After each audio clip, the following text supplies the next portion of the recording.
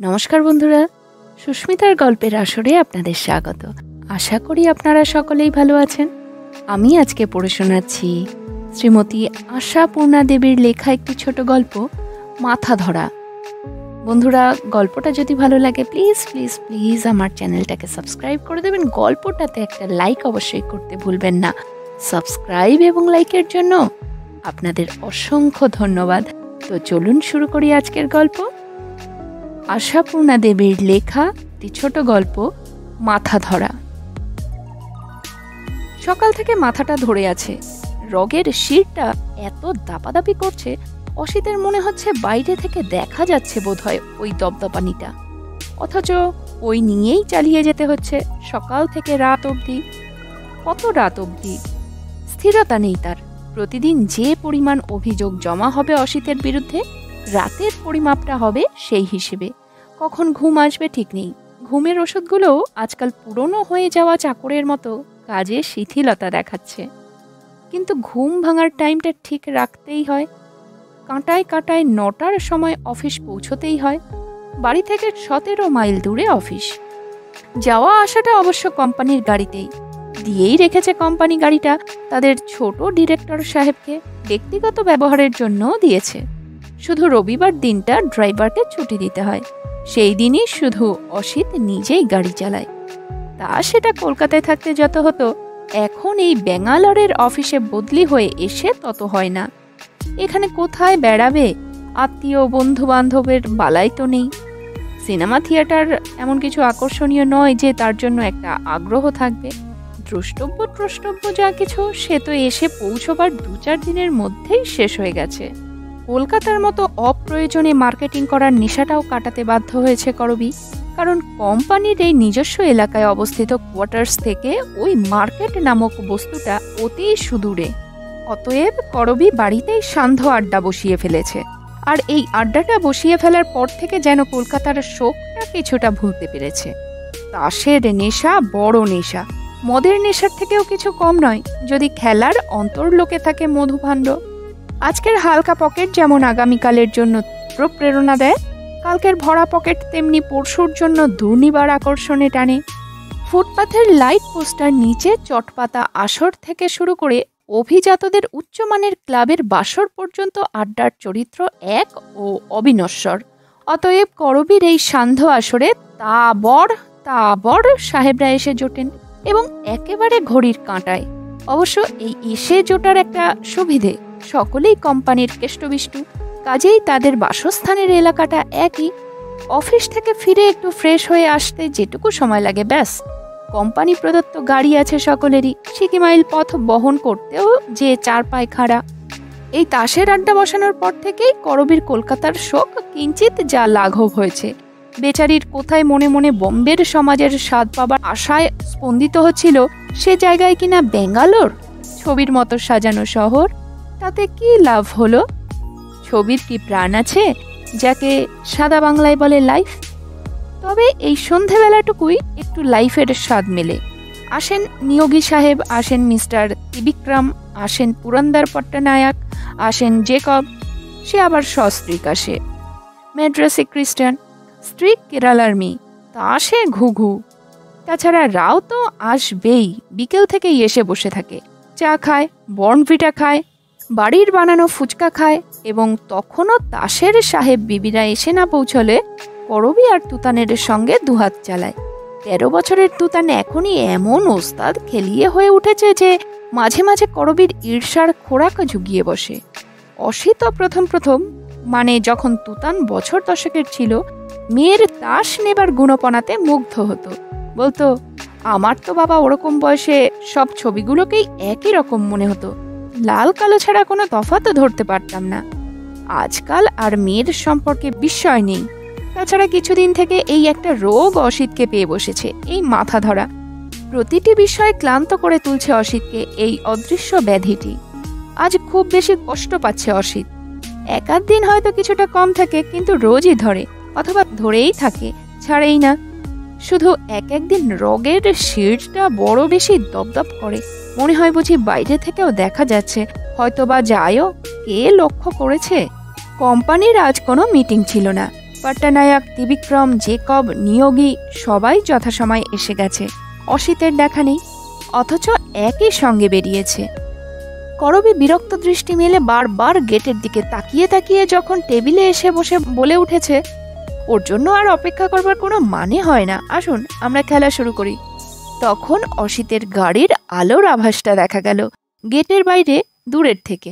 যারা তাস নিয়ে অধৈর্য চিত্তে বসে বসে সার্ভ করছিল এবং গৃহিণীর দু একবারের অনুরোধকে সৌজন্যের খাতিরে গ্রহণযোগ্য মনে করছিলেন না, গৃহকর্তার জন্য অপেক্ষার প্রস্তাব করছিলেন, তাদের অবস্থা প্রায় এইবার ডাকিলেই খাইতে যাইব হয়ে এসেছিল। কাজেই এইবারের ডাকটায় হাত ধুয়ে খেতে বসতে উদ্যত হচ্ছিলেন। এই সময় কিনা ওই বাগড়াটা, দেরি যদি করলি তো খেলায় বসে গেলেই এলে পারতিস, ভাবলেন ওরা। অসিত লোকটা যাচ্ছে তাই রকমের বেরসি। করবী দেবীর মতো এমন একখানি উজ্জ্বল উচ্ছল প্রাণবন্ত মহিলার কিনা ওই স্বামী। অফিসে অবশ্য খুব কেজো আর দুঁদে, কিন্তু বাড়িতে কেমন নিষ্প্রাণ নির্জীব। ওর স্তিমিত নিরুৎসাহ ভাবের মুখটা করবী দেবীর ওই হাসিতে ফেটে পড়া পাকা ডালিমের মতো মুখের পাশে এত বেমানান লাগে। মিস্টার সরকারের বোধহয় কোথাও ঘুরে আসবার দরকার ছিল, বললেন পট্টনায়ক। করবী ঝলসে উঠল। কোথায় আবার ঘুরে আসবে? আমার অজানা কোনো অ্যাপয়েন্টমেন্ট ওর থাকে নাকি? কিছু ছিল না। তাহলে তো ধরতেই হয়, মুচকি হেসে বলেন ত্রিবিক্রম। মিস্টার সরকার আপনার অজানিতে কিছু ঘটাতে শুরু করেছে। ইস! করবী হাতের রুমালের ঝাপট মারে। ত্রিবিক্রমের গায়ে ঠিক নয়, সোফায়। এখন ওর থেকে আর কেউ তাকাতে পারে এ বিশ্বাস আপনার বুঝি? জগতে কিছুই অসম্ভব নেই। হয়তো কোনো কোনো বিষয় নেই, তবে আপনাদের ওই সরকার সাহেবের নতুন কিছু ঘটনাটা স্রেফ অসম্ভব। যা ভারী মুখ! নেহাত নাকি অগ্রাহ্য করে চলি, তাই টিকে আছি ওর ঘরে। হাসির হুল্লোড় পড়ে যায়। ততক্ষণে অসিতের গাড়িটা এসে পোর্টিকোয় ঢোকে। অসিত গাড়ি থেকে নামতে নামতে হুল্লোড়টা শুনতে পায়। আগে আগে এরকম মোক্ষম মুহূর্তে এসে পড়লে অসিত হাতের পোর্টফোলিওটা দোলাতে দোলাতে বলতো, আমার অনুপস্থিতিতে এত হাসি যে? হাসির কারণটা আমি নই তো?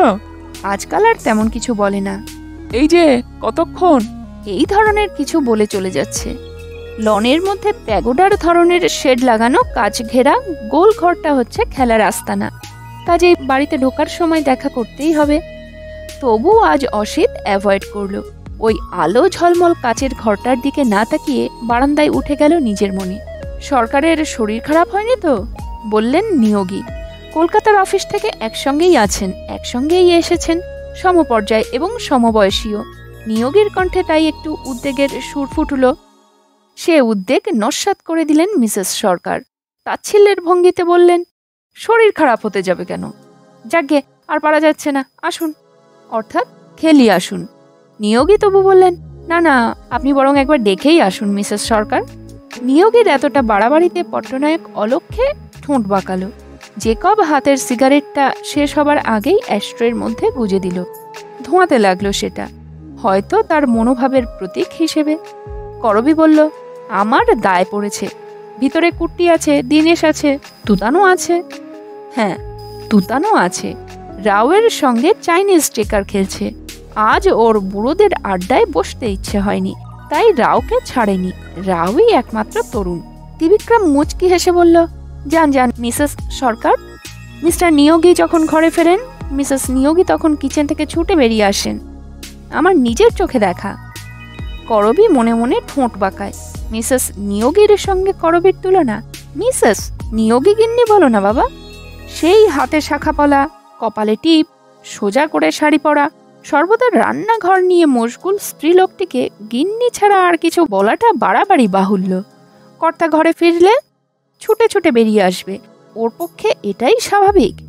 তবে এখন করবীরও সেই ইচ্ছেই করছিল, কারণ অসিতকে একবার দেখে নেওয়া দরকার। ভেবেছে কি ও কি চায়? মান্যগণ্য অতিথিদের সামনে করবীকে অপদস্থ করতে চায়, কিন্তু ইচ্ছেটা কাজে পরিণত করতেও লজ্জা করছিল। অনুগামিনী ভার্যার ভূমিকাটা লজ্জার বই কি? নিয়োগী সাহেব ইচ্ছা পূরণের সুযোগটা করে দিলেন, অথবা ত্রিবিক্রম। করবী হিহি করে হেসে উঠে বলল, তাই নাকি? আপনার নিজের চোখে দেখা? তাহলে তো আরও একবার তেমন দৃশ্য দেখাতে হয় আপনাকে, তবে এই চললাম ছুটে ছুটে। ওর কিশোরী মেয়ে তুতান তুতানের ভঙ্গিতে ছুটে চলে গেল। ভিতরে ঢোকার সঙ্গে সঙ্গেই অবশ্য ভঙ্গিটা পাল্টে যায়। অত রং চঙে মুখটাও কালচে তামাটে দেখায়। পর্দা ঠেলে ঘরে ঢোকাটা কঠোর কঠোর দেখতে লাগে। তোমার কি হলো? অসিত আস্তে আস্তে পোশাক বদল করছিল। আস্তেই বলল, কি হবে? কি হতে পারে সেটা আমার জানা নেই, তবে ওই লোকগুলোর সঙ্গে অভদ্রতা করবার উদ্দেশ্যটা কি সেটাই জানতে চাইছি। অভদ্রতা? হ্যাঁ, আকাশ থেকে পড়ছ যে? করবীর গলা থেকে তার অনেক দিনের শেখা এই গ্রাম্য মন্তব্যটা বেরিয়ে এলো। ওভাবে না তাকিয়ে চলে আসাটা বুঝি তোমার খুব স্বাভাবিক এবং সভ্যতা মনে হচ্ছে? অসিত ছেড়ে রাখা প্যান্টটা হ্যাঙ্গারে ভরতে ভরতে বলে, খুব টায়ার্ড লাগছিল, মাথাটাও ধরেছে। ওটা তো তোমার দৈনিক ঘটনা হয়ে দাঁড়িয়েছে, অথচ ডাক্তারের পরামর্শ নেবার প্রয়োজনীয়তা অনুভব করছো না। অসিত কথা বলল না। করবী একটু অপেক্ষা করলো। দেখল অসিত প্যান্ট সমেত হ্যাঙ্গারটা ওয়ার্ডরোবে ঢোকাতে গেল। বুঝলো অসিত উত্তরটা দিল না, দেবে কোত্থেকে? উত্তর দেবার কিছু থাকলে তো। মাথা ধরা না হাতি? লোকগুলোকে আর পছন্দ হচ্ছে না, তাই মাথা ধরেছে। টায়ার্ড? সবাই সারাদিন যা যা করছে তুমিও তাই করেছো। কেউ টায়ার্ড হলো না, তুমিই একমাত্র হলে। এমনই টায়ার্ড হলে যে সাধারণ সৌজন্য জ্ঞানটুকুর ধার পর্যন্ত ধারলে না। তোমার মাথা ধরা আর টায়ার্ড ফিল করা বার করছি আমি, কিন্তু এখন সময় নেই। তার জন্য রাত্রির আছে। ঘুমের ওষুধ খেয়ে আমার হাত এড়াতে পারবে না। এখন বাড়িতে অতিথি, ওদের সঙ্গে ভদ্রতার দায় আমাকে পোহাতে হবে। অথচ ওই সব লোকগুলোকে আদর করে বাড়ির দরজা চিনিয়েছিলে তুমি। আমি ওদের ডেকে আনতে যাইনি। অজস্র কথা মনের মধ্যে পাক খেয়ে গলায় উঠে আসতে চাইছে, তবু সেই চাওয়াটাকে প্রশ্রয় না দিয়ে করবী ঠোঁট টিপে বলে, চা খাবে না কফি, নাকি বর্নভিটা? যাই হোক, খেলেই হবে। অসিত বাথরুমে ঢুকতে ঢুকতে বলে, তার জন্য তোমায় আটকে থাকতে হবে না, কুর্তি তো রয়েছে। আমি আটকে থাকতে চাইও না। করবী ঠিকরে ওঠে, তোমার ওই কুর্তি থাকলেই যথেষ্ট তা জানি। আমার এই আশাটাই একটা ফার্স তাও জানি। কি করব, লোকের কাছে তো মুখ রাখতে হবে। দয়া করে একটু তাড়াতাড়ি যাবে, এ প্রত্যাশাটুকু করতে পারি বোধহয়। যাব? অসিত ফিরে দাঁড়ালো। অসিত বাথরুমের দরজাটা ঠেলে খুলেছিল বলে ভিতরটা একটু দেখা যাচ্ছিল। অতি আধুনিক বিলাসী স্নানের ঘরের পরিপাটি ছবি ওই টবে। লাফিয়ে পড়ে মাথার উপর শাওয়ার খুলে দিয়ে বসলে মাথা ধরা পালাতে পথ পাবার কথা নয়। অথচ অসিতের প্রতিদিন মাথা ধরছে, রগের শিরা দপদপ করছে, ঘাড়টা ছিঁড়ে পড়বার মতো হচ্ছে। এই জন্যই বোধহয় অসিত ভুলে ভুলে ওই বাহুল্য প্রশ্নটা করল, কোথায় যাব? ও ওইখানে? আজ আর পারা যাবে না, অসহ্য মাথা ধরেছে। ও একেবারে অসহ্য। তা ওদের কি বলা হবে? যা সত্যি তাই বলবে। আচ্ছা, কিন্তু কোনটা সত্যি? করবীর মুখটা আরো কালো দেখায়। অসিত হাসির মতো করে বলে, আমার সবটাই সত্যি। তার মানে অন্যের সব কিছু মিথ্যে? যাক, তা নিয়ে মাথা ঘামাচ্ছি না। স্টকে যদি আরো কিছু থাকে বলে নিতে পারো, তবে এটা খেয়াল রাখা দরকার, রোজ রোজ শরীর খারাপের অজুহাত হাস্যকর। লোকে অবশ্য প্রশ্ন করবেই, শরীর খারাপ তো ডাক্তার দেখাও না কেন? পয়সা নেই চিকিৎসা করবার। অসিত বাথরুমে ঢুকে পড়েছে, দরজাটায় হাত দিয়েছে। তবু করবী চাপা তীব্র গলায় প্রশ্ন করে, এ কথার উত্তরটা দিয়ে যাও। উত্তর নেই, যা ইচ্ছে বানিয়ে বলতে পারো। জলের নিচে মাথাটা না পাতা পর্যন্ত দাঁড়াতে পারছি না। দরজাটা বন্ধ করে দিল। করবীর মুখের উপর উল্লাস বোধ করল। কারো মুখের ওপর দরজা বন্ধ করে দিতে পারার একটা প্রচণ্ড উল্লাস আছে, হয়তো বর্বর উল্লাস। তবু সে উল্লাসের স্পৃহা আছে মানুষের রক্তে, কিন্তু দিতে পারাটা দুষ্কর। একমাত্র বাথরুমের দরজাটি ছাড়া, ওটাই বন্ধ করে দেওয়া যায় যে কারো মুখের ওপর। বন্ধ দরজার এপার থেকে শুনতে পেল করবীর তীক্ষ্ণ মন্তব্য, রোজ রোজ মাথাই যে কেন ধরে। শাওয়ার খুলে নিয়ে মাথা পেতে অসিত অনেকক্ষণ ভাবতে থাকে। কেন ধরে তার জবাবটা নিজেই জানি না, তো তোমায় কি দেব? তোমাকে না জানালেও ডাক্তার দেখিয়েছি বই কি। ডাক্তার বলেছে ব্লাড প্রেশার নয়, চশমার বার্ধক্যের জন্যও নয়, বলেছে কারণটা আপনার নিজের মধ্যে। সেই কারণটা খুঁজতে থাকে অসিত, খুঁজে পায় না। জলের নিচে বসে থাকতে থাকতে প্রায় সর্দি ধরে যাচ্ছিল, উঠে পড়ল। দুপ্রস্থ তোয়ালে গায়ে মাথায় ঘষে বেরিয়ে এলো। জামাটামা গায়ে দিয়ে এ বারান্দার ওদিক দিয়ে পিছনের বারান্দায় চলে গেল। যাবার সময় দেখতে পেল ডাইনিং টেবিলের উপর চাইনিজ স্টিকারের ছকটা পেতে মুখোমুখি খুব ঝুঁকে পড়ে বসে খেলছে ওরা, তুতান আর রাও। দুজনের কপালে কপালে প্রায় ঠক্কর লাগছে। অসিতকে ওরা দেখতেই পেল না, দুজনের একজনও না, খেলায় একেবারে নিমগ্ন। তবু অসিতের মনে হলো ওরা ইচ্ছে করেই দেখল না, দেখলেই উঠে আসতে হবে, কথা বলতে হবে, দেরি হয়ে যাবে। কি দরকার তবে দেখার? অসিতও তবে দেখতে পেল না, অতএব কথা বলার দায়িত্বও রইল না অসিতের। ডাইনিং টেবিলে খেলতে বসেছ কেন? কতদিন বারণ করেছি, আর জায়গা নেই? বলতে হলো না বলে বাঁচল যেন। পিছনের বারান্দায় গিয়ে দাঁড়ালো। এদিকটা বাড়ির পিছন, তাই শোভা সৌন্দর্যের ব্যবস্থা নেই। বারান্দার নিচে দুটো পুরনো ড্রাম গড়াগড়ি যাচ্ছে, একটা ভাঙা বেসিন মুখ থুবড়ে পড়ে আছে। এখানে ওখানে আগাছা গজিয়ে জঙ্গল করেছে। অথচ এই দিকটাই দক্ষিণ। সামনের দৃশ্যটা অপ্রীতিকর হলেও দক্ষিণের হাওয়াটা খুব ভালো লাগলো। হঠাৎ মনে হলো মাথা ধরা নেই, ঘাড়ের ওপরটা হালকা হালকা।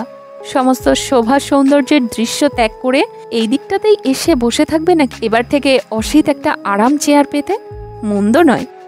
দুটো পুরনো ড্রাম কি একটা ভাঙা বেসিনের দৃশ্য কতই আর চোখে ফুটবে।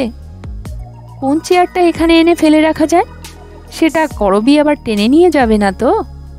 হঠাৎ অসিতের দাঁড়ানো পিঠের সঙ্গে একটা ভারী ভারী নরম শরীর একেবারে লেপ্টে দিয়ে কে পিছন থেকে দুহাতে চোখ টিপে ধরে মিহি গলায় বলে উঠল, কে বলতো? অসিতের সারা শরীরটা যেন একটা বিতৃষ্ণার শখ খেল। অসিতের পিঠটা যেন কুঁকড়ে গেল। পিঠের ওপর ঝাঁপিয়ে এসে যে পড়ল তার শরীরটা রীতিমতো পুষ্ট, তাই একেবারে পিঠে লেপ্টে যেতে পারেনি। তাই আচমকা একটা অস্বস্তির ঝাপট মারল যেন। ঝট করে ফিরে দাঁড়ালো অসিত। চোখ টেপা হাত দুটো চোখ থেকে খুলে নিয়ে ছুঁড়ে ফেলে দিতে গেল, পারল না। চোখ ছেড়ে যেতেই গলাটা ধরে ঝুলে পড়ল সেই নিটল নিরাভরণ হাত দুটো। গরমটা বেজায় বাড়ন্ত, উড়ুর ওপর তোলা, আর কাঁধে শুধু টেপ দেওয়া মিনি ফ্রক পরে বেড়ায় তাই বাচ্চা। শাড়ি পরলে যে 16-18 দেখাতো। অসিতের হঠাৎ ওর পা দুটোর ওপর চোখ পড়ল। অসিতের চোখটা বুজে ফেলতে ইচ্ছে করল। অসিত গলায় ঝোলা হাত দুটো গলা থেকে নামাতে চেষ্টা করল। একবারের চেষ্টায় পারল না। সারা শরীরের ভারটা নিয়ে ঝুলে পড়েছে আহ্লাদী মেয়েটা। বাপি, তুমি খুব রেগে গেছো বুঝি? কার ওপরে? আমার ওপর না মায়ের ওপর? কোথায় যেন চড়াক করে একটা শব্দ হলো। কোথায়? ঘাড়ে, মাথায়, মেরুদণ্ডে? আরও একদিন এই রকম শব্দ হয়েছিল, মনে পড়ছে। কবে তা মনে নেই, শুধু করবীর সরু গলার ধিক্কারটা মনে আছে। কোন যুগে আছো?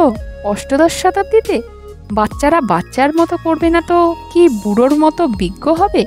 আঙ্কেল বলে ডাকে, আবদার করে একটা জিনিস চেয়েছে বলে তুমি বাইরের লোকের সামনে ওইভাবে ধমক দিলে।